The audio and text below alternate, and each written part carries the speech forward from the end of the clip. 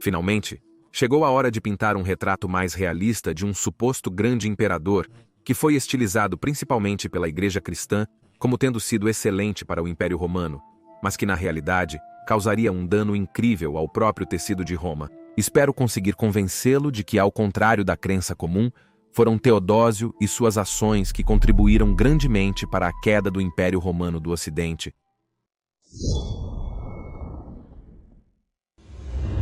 Frequentemente, imperadores tidos como grandes, como Constantino ou Justiniano, eram apenas grandes para um grupo seleto, não para todos. Já analisei Constantino e Justiniano nestes dois vídeos e, exatamente como com esses dois imperadores, Teodósio também foi feito grande pela Igreja cristã, porque promulgou muitas políticas pró-cristãs.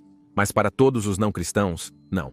Até mesmo para o tipo errado de cristãos, ele foi um desastre absoluto e possivelmente o imperador romano mais intolerante. Mas a história é escrita pelos vencedores, e sabemos que o cristianismo prevaleceu não apenas sobre o politeísmo greco-romano, mas também sobre todas as outras formas de cristianismo, como o arianismo. Todos eles foram extintos, e Teodósio desempenhou um papel crucial nesse ato de intolerância religiosa extrema. Após a derrota de Valens na Batalha de Adrianópolis em 378 d.C., o Império Romano do Oriente enfrentava uma situação delicada. O imperador Valens do Oriente e várias legiões comitatenses, junto com muitos oficiais de alto escalão, foram dizimados naquela batalha. Os godos em seguida vagaram pelos Baltãs, saqueando e destruindo cidades sem obstáculos. Foi então que a escolha para o novo imperador romano do Oriente recaiu sobre Teodósio, que havia ganhado renome como comandante militar contra os sármatas.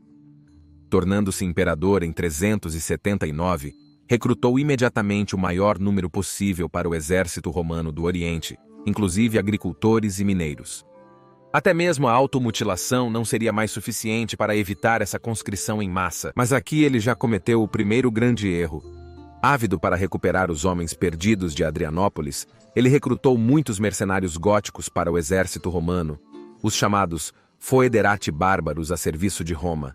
Embora possa ter parecido uma boa ideia recrutar desertores góticos para as legiões romanas, ele deveria ter sabido que fazer góticos lutarem contra góticos poderia levar a alguns problemas. Portanto, em 380 d.C., sofreu uma derrota contra os góticos, pois seus foederati góticos tinham dificuldade em matar parentes, impedindo a derrota dos góticos que vagueavam pelos Balcãs.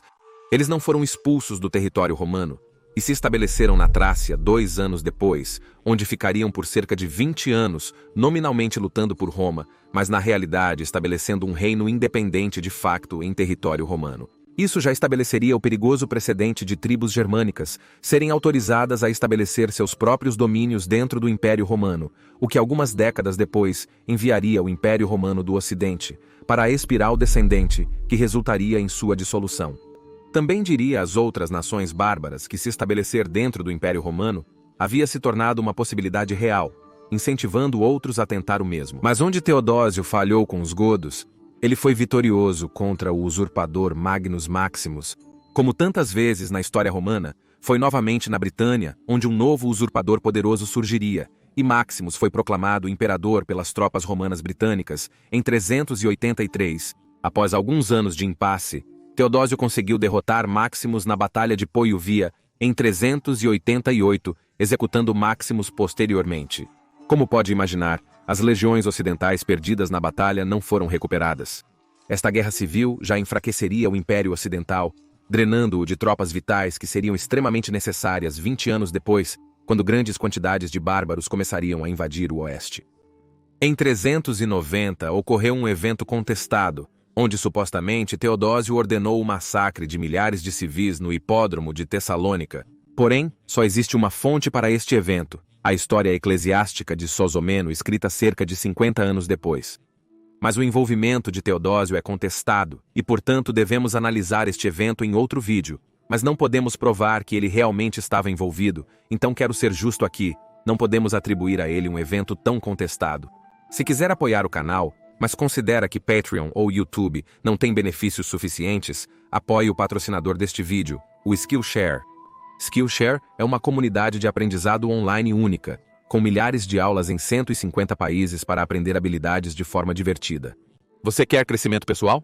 Deseja novas habilidades para seu negócio? No Skillshare há aulas para tudo. Desde aprender a editar, a arte da ilustração, a programação e muito mais, o Skillshare tem tudo.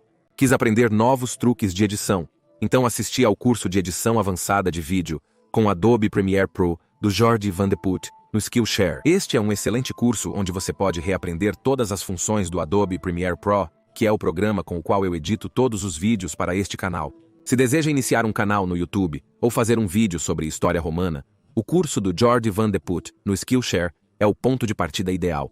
Ele explica super bem em 34 lições curtas, cada uma com apenas alguns minutos de duração. E depois de fazer o curso inteiro, você realmente saberá como editar vídeos. Faça o mesmo ou similar usando o link especial do Majoriano no Skillshare, também disponível na descrição. Você então recebe uma oferta de teste gratuito de 1 mês para o Skillshare, mas não hesite por muito tempo, porque esta oferta é válida apenas para as primeiras 1000 pessoas. E ao usar este link, você ao mesmo tempo também apoia este canal aqui. Júlio Valério Majoriano estaria orgulhoso. Gracias Tibiago amigos. Mas o que podemos absolutamente atribuir a Teodósio é que foi ele quem fez do general Franco Arbogast mestre militar do Oeste em 391 d.C. Antes de Stilicho se tornar Magister Militum do Oeste, já ocorreu um caso de um bárbaro alcançando a mais alta patente do exército romano ocidental, estabelecendo um precedente perigoso. Teodósio recrutou godos desleais para o exército romano, que se mostrariam muito pouco confiáveis. Ele permitiria o primeiro reino bárbaro em território romano. E também foi ele quem permitiu que o exército romano do Oeste fosse liderado por generais bárbaros. Assim, Teodósio desempenhou um papel fundamental em um processo perigoso, onde a hierarquia imperial romana seria cada vez mais dominada por pessoas de descendência germânica, o que levaria diretamente a alguém como Ricimer, surgindo na década de 450, que então desempenharia um papel crucial na queda do Império do Oeste, porque já um ano depois de Teodósio se retirar do Oeste para Istambul, então em 392, o imperador do Oeste Valentiniano II cometeu suicídio, muito possivelmente tendo sido levado a este ato pelo Magister Militum Arbogast. E Arbogast provou ser muito desleal porque ele nomearia Eugênio, um retórico romano que residia na Cidade Eterna para se tornar o novo imperador romano do Oeste. E isso levaria novamente à Guerra Civil. Falaremos sobre Eugênio em outro vídeo, porque ele certamente é muito subestimado, já que era um imperador muito tolerante religiosamente que restauraria o politeísmo greco-romano no Ocidente. Sob ele, os antigos templos romanos foram autorizados a serem abertos, a chama de Vesta no Fórum Romano queimaria novamente, e o antigo culto seria praticado abertamente pela última vez. Mas não durou, porque em 394, o destino do mundo foi decidido na Batalha do Rio Frígido. Vou fazer um vídeo sobre essa batalha, frequentemente negligenciada e de extrema importância. Eugênio e Arbogastes perderam novamente, como em 388 contra Magnus Maximus, resultando na destruição de muitas legiões romanas do Oeste e na morte de numerosos soldados, cujas fileiras nunca foram repostas. Então essas guerras civis foram desastrosas para o Ocidente, e Teodósio desempenhou um grande papel aqui na destruição de muitas legiões ocidentais. 12 anos depois, o Império do Oeste precisaria desesperadamente dessas legiões.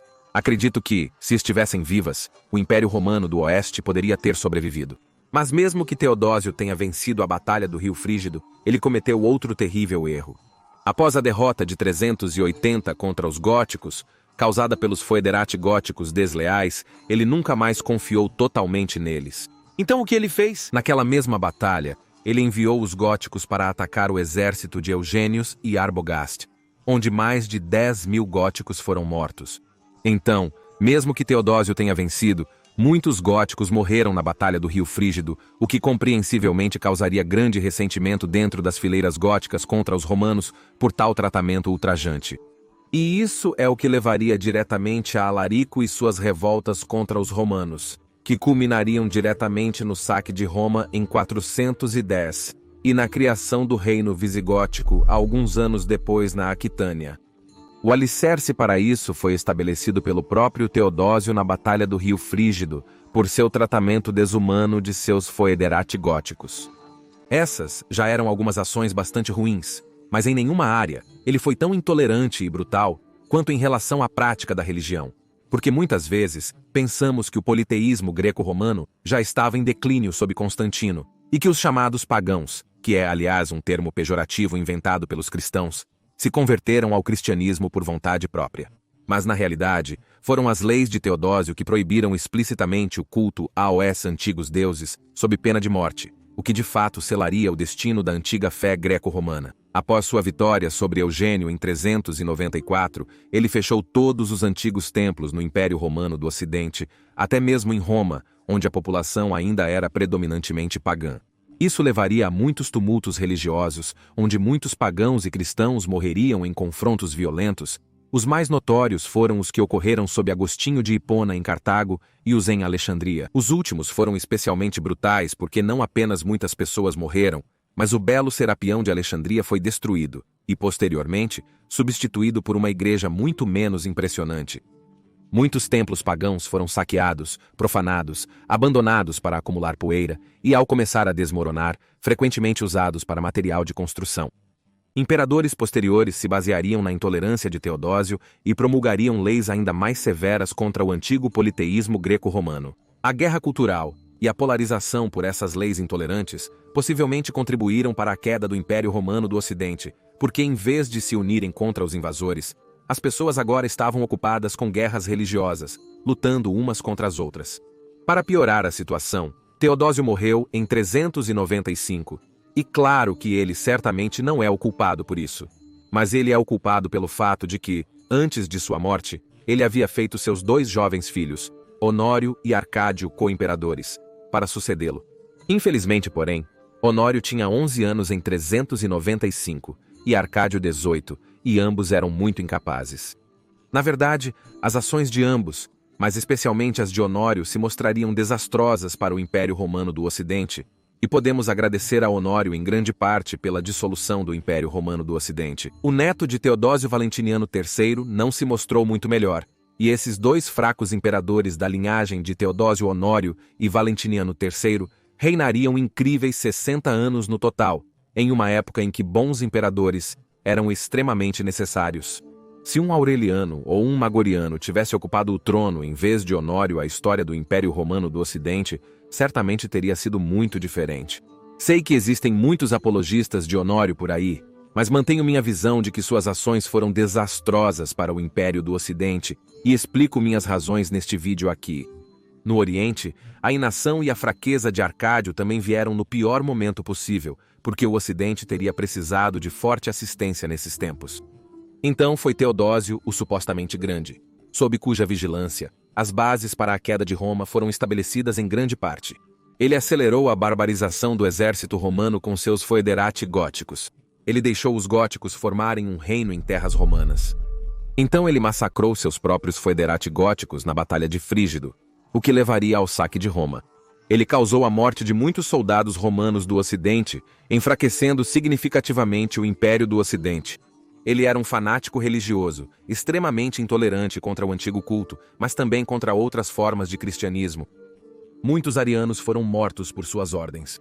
E ele foi responsável por colocar seus 2 filhos ineptos no trono romano em um momento tão crítico. Portanto, para mim, Teodósio absolutamente não merece o nome de grande. Ele foi realmente apenas grande para alguns fanáticos cristãos iniciais, mas absolutamente não foi grande para o Império Romano.